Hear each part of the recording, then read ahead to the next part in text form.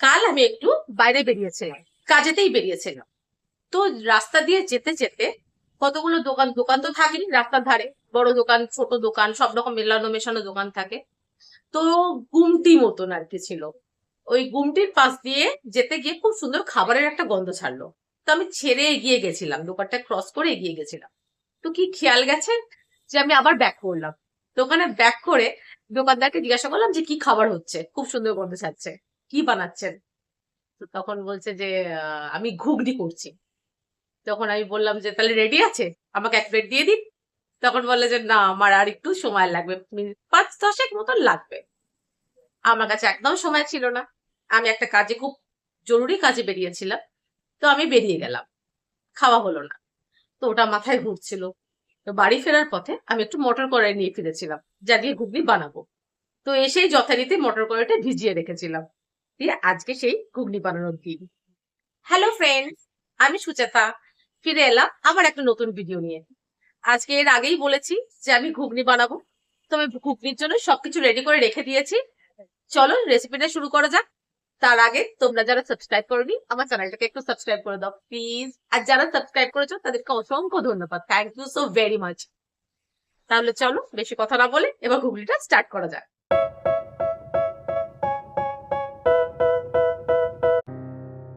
এই যে ঘুগনিগুলো ভিজিয়ে রেখেছিলাম, এবার এতে আমি জল দিয়ে একটু সেদ্ধ করে নেবো।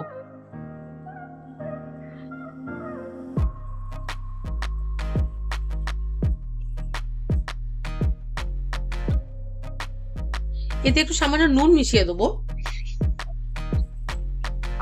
সেদ্ধর সময় একদম নুনটা দিয়ে দিলে ঘুগনির ভেতরেতে, মানে মটর কড়াইয়ের ভেতরেতে নুনটা ঢুকে যাবে।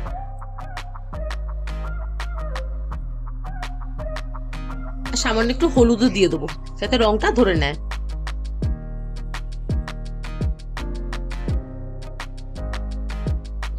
ব্যাস, এবার এটাকে আমি ঢাকা লাগিয়ে দেবো।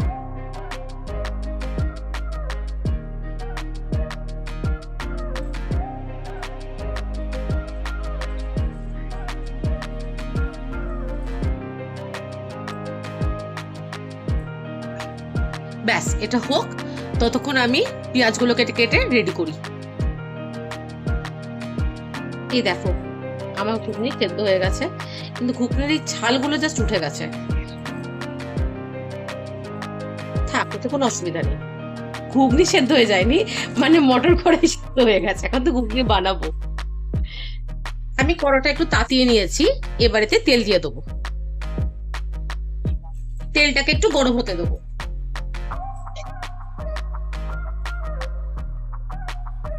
তেলটা গরম হয়ে গেছে, এবার এতে আমি জিরে দিয়ে দেবো। আর দেব শুকনো লঙ্কা। আমি শুকনো লঙ্কা একটু ছিঁড়েই দিই, তাহলে ওর ঝালটাও বেরিয়ে আসে। দুটো শুকনো লঙ্কা আমি ছিঁড়ে দিয়ে দিলাম। আর দেবো একটা তেজপাতা।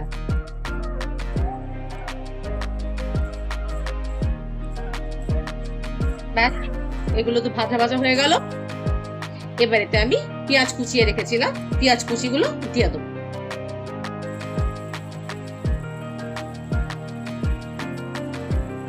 দিয়ে একটু ভাজবো।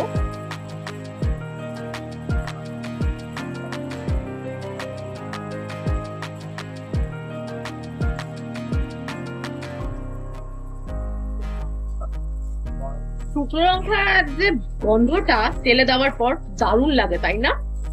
শুকনো লঙ্কা পোড়ালেও দেখবে আর এক রকমের গন্ধ ছাড়ে, ওটাও গন্ধটা কি ভালো লাগে। পেঁয়াজেতে আমি সামান্য একটু নুন দিয়ে দেবো, তাহলে তাড়াতাড়ি পেঁয়াজটা ভাজা হয়ে যাবে। বেশি নুন দিতে ভয় লাগছে কেন বলো তো?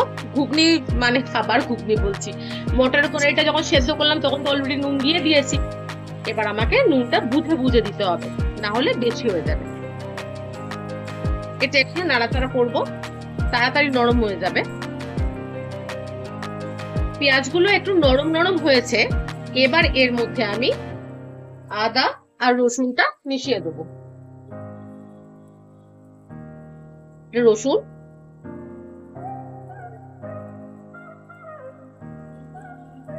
আর আদা দিয়ে সব শুদ্ধ একটু কষাবো।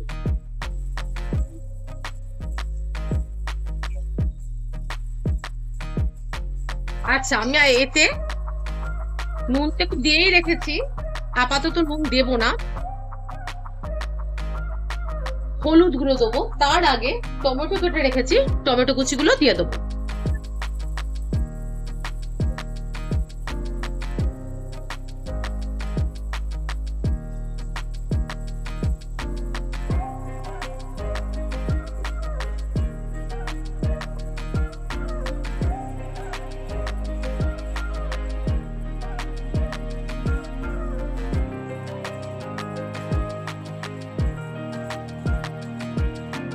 আচ্ছা, খুব কড়া করে কিন্তু ভাজবো না পেঁয়াজটা। পেঁয়াজ, রসুন, আদা এগুলোকে বিশাল কড়া করে ভাজবো তা না, একটু থাকবে কাঁচা কাঁচা গন্ধ, কাঁচা কাঁচা পেঁয়াজ, রসুন, আদা তিনটের গন্ধটা হালকা করে থাকবে। দেখবে চায়ের দোকানে যেগুলো হয় ওগুলো কিন্তু খুব সিম্পল ভাবে করে, তাই না? এবার এটা আমি হলুদ মিশিয়ে দেবো।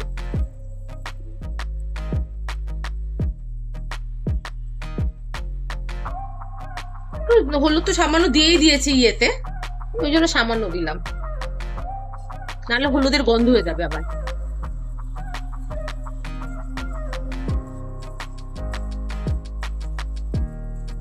দিয়ে একটু ভাজবো। এটা মোটামুটি হয়ে গেছে।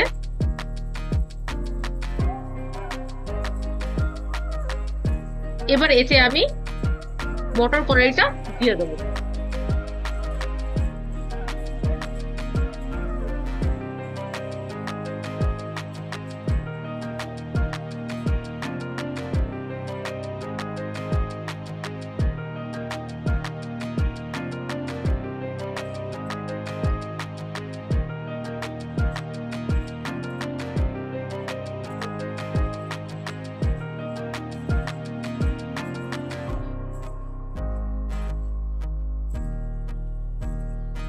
জল দেওয়াই আছে, আর একটু জল দেবো, কেন এটা টানাবো পুরোটা, একটু তো থাকবে থকথকে মতো। আর সামান্য একটু আমি জাস্ট জলটা দেবো, কেননা সেদ্ধ অলরেডি হয়ে আছে, জলও দেওয়া আছে পুরো পরিমাণ মতনই আমি জল দিয়ে রেখে দিয়েছি। এটাও রাখতে পারি, কিন্তু অল্প একটু ছিটা মতন জলের আমি দিয়ে দেবো।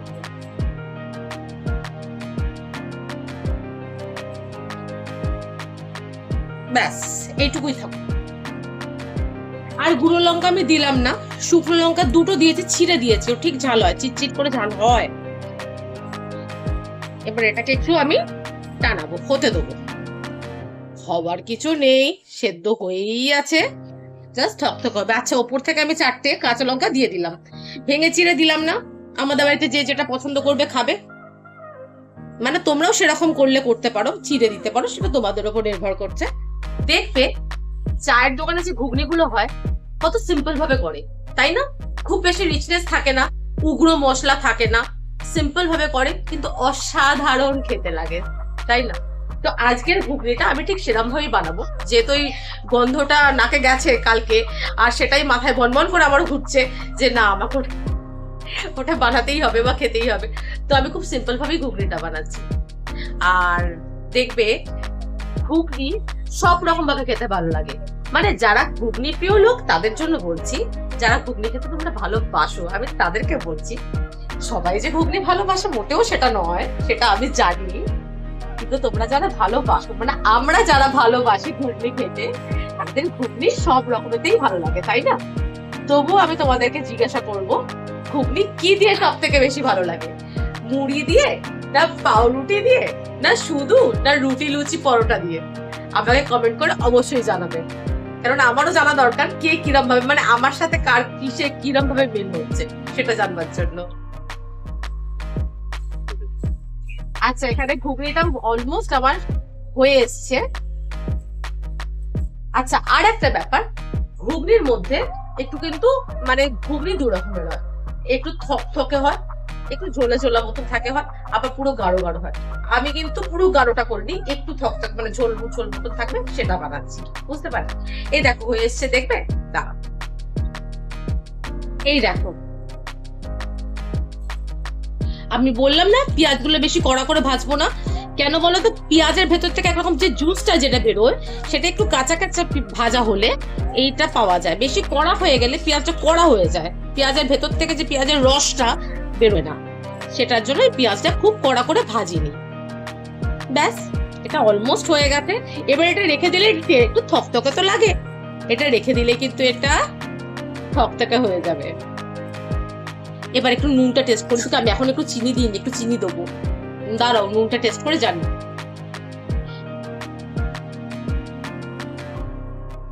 হ্যাঁ নুন ঠিক আছে, সামান্য একটু দেখলে দিতে লাগবে, দাঁড়াও। এরকম মানে না দিলেও হয়, অথচ আমার মুখে মনে হলে একটু লাগবে, সেটার জন্য আমি দিলাম। আর মিশিয়ে দেবো সামান্য একটু চিনি।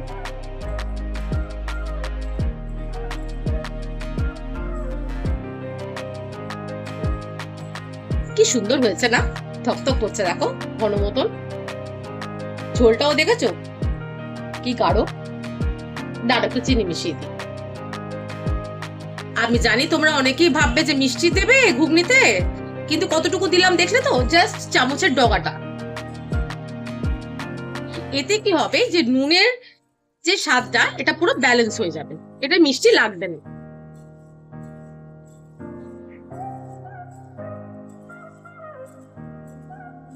এই দেখো, আমার রাস্তার ধারের ঘর তো, ওই জন্য এরকম এত নয়েজ, তার মধ্যে কিন্তু আমার ঘুগনি বানানো হয়ে গেল। ব্যাস হয়ে গেল আমার ঘুগনি, ঘুগনি একদম রেডি। কালকে সেই যে কি যে গন্ধ পেলাম, কি যে মাথায় ঢুকলো, আজকে ঘুগনি বানিয়েই ছাড়লাম, এবার খাবার অপেক্ষা। যাই হোক, তোমাদের যদি ভিডিওটা ভালো লেগে থাকে তাহলে আমার চ্যানেল, আমার এই ভিডিওটাতে একটু লাইক, আচ্ছা তোমরা লাইক দাও না কেন গো? অনেক ভিউ আমি দেখেছি, একটু একটু করে সাবস্ক্রাইবারও বাড়ছে, সেটাও খুব আনন্দ পেয়েছি, কিন্তু একদম লাইক করে না। খুবও বাজে মোটেও আমার রান্নাগুলো নয়, তাহলে লাইক দাও না কেন? আমার খুব ভালো লাগবে যদি লাইক গুলো দাও। যাই হোক, আজকে তাহলে আমি রাখি, আবার ফিরে আসবো নতুন ভিডিও নিয়ে। ততক্ষণ ভালো থেকো তোমরা।